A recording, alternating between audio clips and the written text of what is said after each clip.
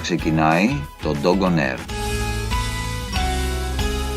Γεια σας και καλώς ήλθατε στο podcast του Canine Healing.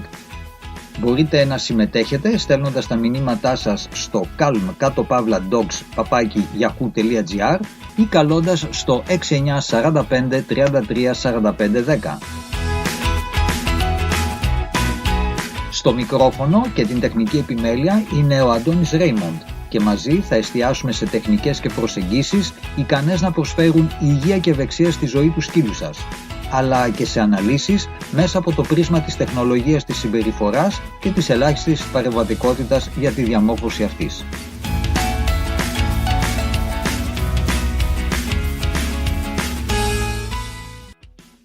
It's Antoine Raymond, and you are hearing the podcast of Dog on Air, the voice. In today's episode, we're going to define dog behavior, training, and modification. As you can understand, one of the most common misconceptions we have observed involves our clients' understanding of what constitutes behavior modification. Most people come to us after working on a behavior problem under the guidance of other dog training and behavior professionals, and often they have expended great effort to resolve a behavior problem by teaching obedience commands to their dogs. It's a fact that it's very hard to explain to our clients that obedience has nothing to do with behavior modification, and that valuing obedience above all else can actually get in the way of helping the dog. So, first of all, we have to make sure that each client understands the importance distinction between behavior modification and obedience training. While many of the same behaviors, like sitting, lying down, etc., are used in both behavior modification and obedience training, the focus is wholly different. You have to understand that behavior modification programs are not obedience exercises, and unless the behavior modification emphasis is on rewarding the physical signs that parallel the dog's the underlying physiological state, the dog won't get better in any way. And this is the reason why a dog that has done well in obedience classes may still have problems, or the problem that he came with still remains. Always have in mind that any dog can sit and still not be relaxed. So, if he is not relaxed and instead is complying under duress, he's not learning to change his behavior. This distinction may sound incredibly simple, but it's both elegant and complex. Now, another obedience-related pitfall is thinking that the dog should perform the requested task blindly, regardless of context. And this bothers me for a few reasons, and I'm going to share it with you. Κάποια σκυλιά θα περάσουν τη ζωή τους δεμένα με μια αλυσίδα σε ένα βαρέλι ή σε ένα σάπιο σκυλόσπιτο. Θα τρέφονται με σκουπίδια και αποφάγια. Θα πίνουν βρωμόνερα μέχρι να πεθάνουν. Από το κρύο, από τον καύσωνα, από την έλλειψη νερού και φαγητού. Τα βαρελόσκυλα υπάρχουν παντού και υποφέρουν. Η μόνιμη αλυσόδεση ζώων είναι κακοποίηση.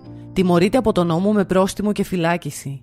Καλέστε το 100. Καταγγείλετε το περιστατικό στο αστυνομικό τμήμα, στον εισαγγελέα. Γίνετε η φωνή τους. Αντιδράστε. Μιλήστε. Είστε η μοναδική τους ελπίδα.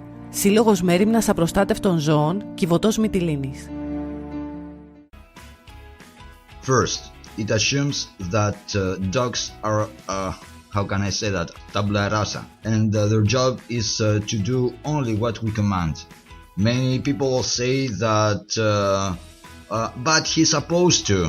Jesus, and I have to stop them and help them understand that the criteria assumed by the word supposed are theirs. It's not the dog's. And additionally, they have to understand that such complaints are about their power and not about the dog. In these interactions, the dog must be considered at least an equal participant. No living thing is an unwritten slate. And blind compliance leads to trouble in most social situations. One exception might be military combat, right? So, this leads to my second concern. If blind adherence designed to avoid personality differences and ensure task completion is desired in combat, do we promote a combative adversarial role when we expect such responses from our dogs? I think that we do, and that says a lot about us.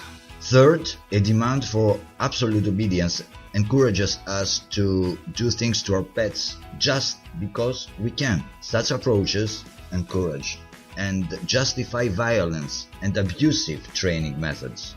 Finally, the point of having a dog should have something to do with what we find appealing and joyous in dogs. We can only experience this joy if we think of training and guidance as separate from abuse and discipline. So, what is distinctive about behavior modification? In canine healing, we focus on encouraging and enforcing difference. Because behavior modification approaches involve some behaviors commonly encouraged in obedience classes, there is a real risk that clients will assume that they have already tried such approaches without success. This fundamental misunderstanding about behavior modification needs to be overcome if behavior approaches are to be implemented.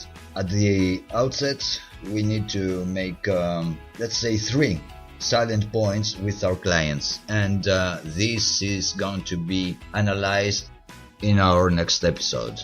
So, stay tuned to find out what you have to do. Keep warm till next time. Thank you. Ακούσατε το Canine Healing Podcast με τον Antoine Raymond, τη νούμερο 1 παραγωγή για ανθρώπους που επιθυμούν να πάνε τη σχέση με τα σκυλιά τους στο επόμενο επίπεδο. Σας περιμένουμε στο επόμενό μας επεισόδιο.